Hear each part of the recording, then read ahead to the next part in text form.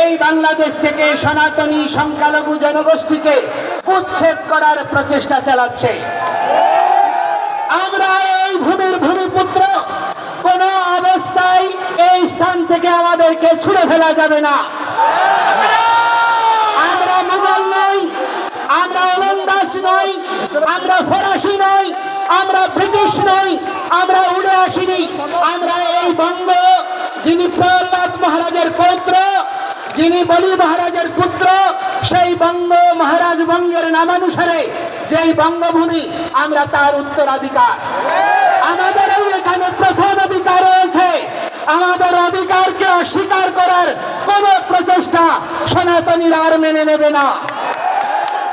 বহু নিপীড়ন হয়েছে, বহু নির্যাতন হয়েছে, সনাতনীদেরকে বিভক্ত করে রেখা হয়েছে।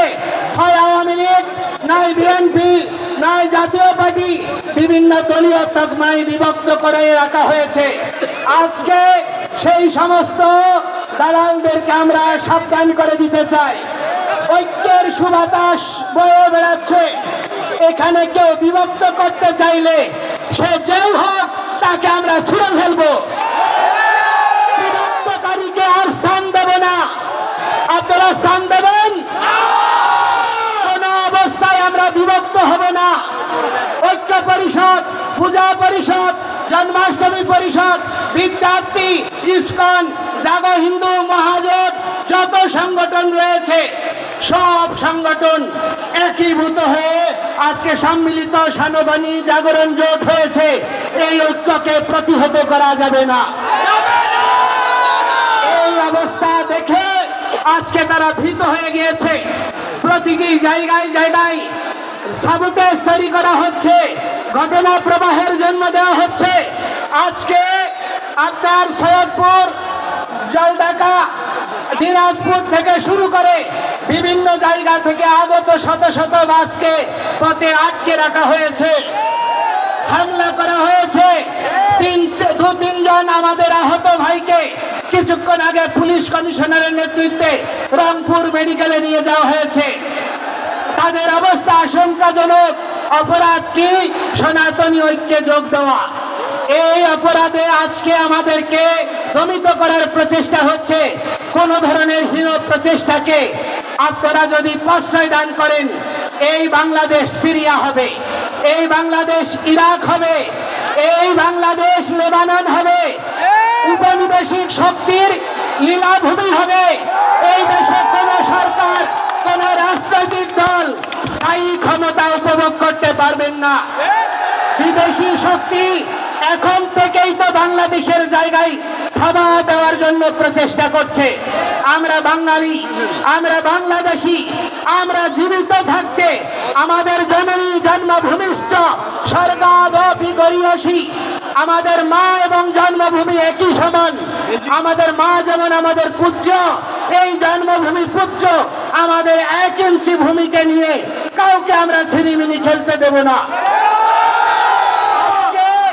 এই ঐক্যবদ্ধ গণতন্ত্র, সমতা, সাম্য, মৌলিক অধিকারের দাবিতে আমরা যখন সংঘবদ্ধ হয়েছি, যে জাতি জাতীয় পতাকা উত্তোলন করে, জাতীয় সঙ্গীত গেয়ে, সাম্যের কথা বলে, যে কোনো কর্মসূচি শুরু করে, সেই জাতিকে আজকে অতিশয় দুর্ভাগ্যের বিষয়, রাষ্ট্রদ্রোহের মামলায় আমাদেরকে আসামি করা হচ্ছে।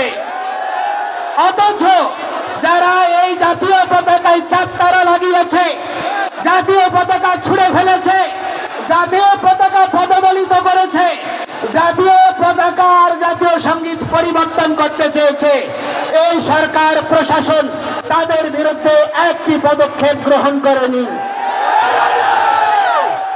এই অবস্থা প্রমাণ করে পক্ষপাত দুষ্ট সরকার। এই সরকার মৌলিক গণতন্ত্রে, সাম্য, সমতায় বিশ্বাস যদি করেন, সকলের প্রতি সমান পদক্ষেপ গ্রহণ করুন। আজকে আমরা যখন কর্মসূচি করতে গিয়েছি, জেলা স্কুল থেকে এখানে আমাদেরকে ট্রান্সফার করা হয়েছে, আমাদেরকে হোটেল ছাড়তে বাধ্য করা হয়েছে পুলিশ সুপারের নির্দেশে। আমি বলতে চাই, আজকে ডিসি মহোদয় বলছে রংপুরের লোক না হলে নাকি কথা বলা যাবে না। আরে ভাই, তুমি আমার টাকায় আমার ট্যাক্সে তুমি চাকরি করছো।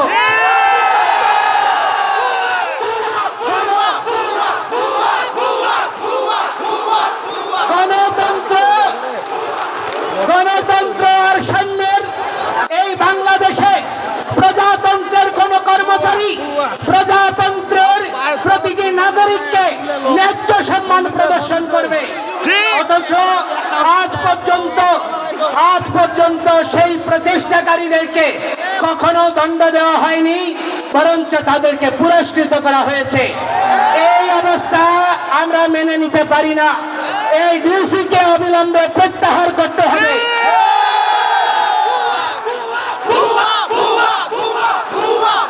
আমি বলতে চাই, আমি এই বৃহত্তর রংপুরের সেনাবাহিনীকে আমি কৃতজ্ঞতা জানাই, ধন্যবাদ জানাই। যেখানে যেখানে প্রতিবন্ধকতা হয়েছে তারা তৎক্ষণাৎ ব্যবস্থা নিয়েছে এবং তাদের ব্যবহার ছিল অত্যন্ত মার্জিত এবং সৌহার্দ্যপূর্ণ।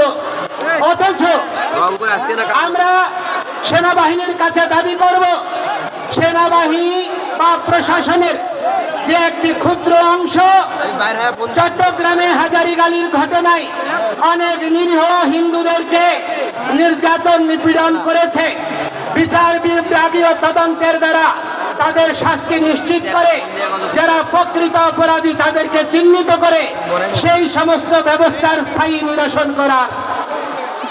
আজকে এইখানে রংপুরে সমাবেশ হচ্ছে, এখানেও সাবোটেজ তৈরি করে হিন্দুদেরকে আক্রান্ত করার প্রচেষ্টা হতে পারে। আপনারা সকলে সাবধান থাকবেন। আমি আপনাদেরকে বলতে চাই, আমরা কোনো প্রহসন মেনে নেব না। আমাদেরকে জেলে নেবেন, 3 কোটি হিন্দু জেলে যাওয়ার জন্য প্রস্তুত আছে। জেলখানা তৈরি করুন। কত বড় জেলখানা হতে পারে যে জেলখানায় 3 কোটি জনসাধারণকে ধারণ করবেন? আমরা আর ভয় পাই না। নিপীড়ন নির্যাতন বহু বৎসর ধরে সহ্য করেছি, আর সহ্য করতে পারবো না। আমি আপনাদেরকে বলছি, আমরা কোন সরকারের বিপক্ষে নই, আমরা কোন সরকারের বা রাজনৈতিক দলের পক্ষেও নই। আমরা গণতন্ত্রে বিশ্বাসী, সাম্য আর সমতায় বিশ্বাসী, সাংবিধানিক অধিকার পাওয়ার জন্য প্রয়াসী। আমাদের এই মৌলিক দাবিকে ভিন্ন খাতে প্রবাহিত করার প্রচেষ্টা করবেন না। আজকে মাননীয় প্রধান উপদেষ্টা বলেছেন, আমরা হচ্ছি বাংলাদেশি, আমরা সংখ্যালঘু নই। যদি আমরা বাংলাদেশি হই, 15,000 কোটি টাকার বরাদ্দ যে ধর্ম মন্ত্রণালয়ে, সেখানে কি করে 200 কোটি টাকার থোক বরাদ্দ হতে পারে 3টা ধর্মাবলম্বীর জন্য? সেখানে কি সমতা প্রদর্শিত হয়েছে? আজকে আমি অনুরোধ করছি, আমাদের এই সম্মিলিত জাগরণী জোট থেকে আমরা একটা ইমেইল অ্যাকাউন্ট ঘোষণা করব। এই ইমেইল অ্যাকাউন্টে আপনারা সর্বত্র যত বাংলাদেশে ধর্ম অবমাননার দায়ে যত ভাই বোনরা মামলা আক্রান্ত হয়েছে, তাদের মামলার কপি এবং তথ্য আমাদেরকে সরবরাহ করবেন। আমরা বলতে চাই, 5ই আগস্টের পরে আপনি দেখুন, যত খুনি, ডাকাত, শীর্ষ সন্ত্রাসী, রাজনৈতিক দুর্বৃত্ত, হত্যাকারী সকলেই বেরিয়ে গিয়েছে, কিন্তু হিন্দুরা তারা বেরোতে পারেনি। তারা এখনো জেলখানায় পড়ছে। 5 দিন 7 দিন আহত হাজারীগালির ঘটনার মানুষ, তারা আজকে বিনা চিকিৎসায় কষ্ট পাচ্ছে। মোনা দাস তার স্ত্রীর ওষুধ আনতে গিয়ে তার হাত খুঁড়েছে, তার হাত ভেঙেছে, তার স্ত্রী ক্যান্সার আক্রান্ত 2-1 দিনের মধ্যে মারা যাবে। এই রকম অবর্ণনীয় মানবিক বিষয়েও আমরা কোনো সহযোগ প্রদান করার জন্য দৃশ্যমান ভূমিকা প্রশাসন থেকে পাইনি। আমি চট্টগ্রামের কৃতি সন্তান বিশ্ব নাগরিক ডক্টর মোহাম্মদ ইউনূসকে বলবো, আপনি দেশে পরিবর্তন আনতে চেয়েছেন, আমরাও পরিবর্তনের সমর্থক। আমরা ব্যাকডেটেড নই, আমরা হিন্দুরা কোনো রাজনৈতিক দলের দালাল নই। বাংলাদেশে পরিসংখ্যান করে দেখুন, হিন্দুরা প্রতিটি রাজনৈতিক দলকে ভোট দিয়েছে। এই দুর্বলতা, হিন্দুদের প্রতিটি রাজনৈতিক দলের প্রতি সমর্থন, এই দুর্বলতায় আজকে হিন্দুদেরকে দেশ ছাড়া বিদেশ ছাড়া করার জন্য বাধ্য করছে। আমরা আজকে থেকে আর কোন রাজনৈতিক দলের সমর্থক নই। যেই দল আমাদের কথা শুনবে, যেই দল আমাদের ম্যান্ডেট নিয়ে আমাদের দাবি পূরণ করবে, আমরা শুধুমাত্র তাদেরকেই ভোট দেব।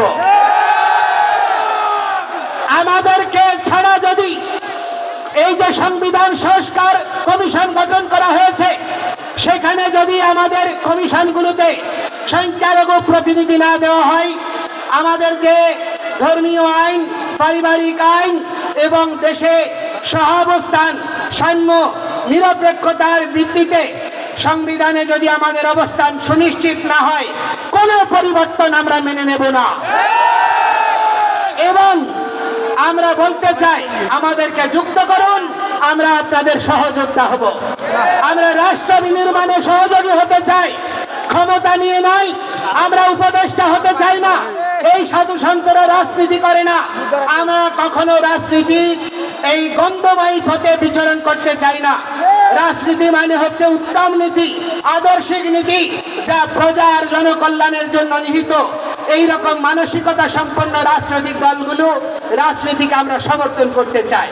সেজন্য আমি আপনাদেরকে বলবো, দয়া করে আমাদেরকে নিয়ে ছিনিমিনি খেলবেন না এবং এই ৮ দফা অবশ্যই দ্রুততম সময়ে পরিপূরণ করুন। আমাদেরকে ইন্ডিয়ার দালাল, আমাদেরকে আওয়ামী লীগের দালাল এইসব ট্যাগ দিয়ে বহু রাজনীতি করেছেন, বহুদিন চালিয়েছেন, আর চালানো যাবে না। আজকে আমরা আর বিভক্ত নই।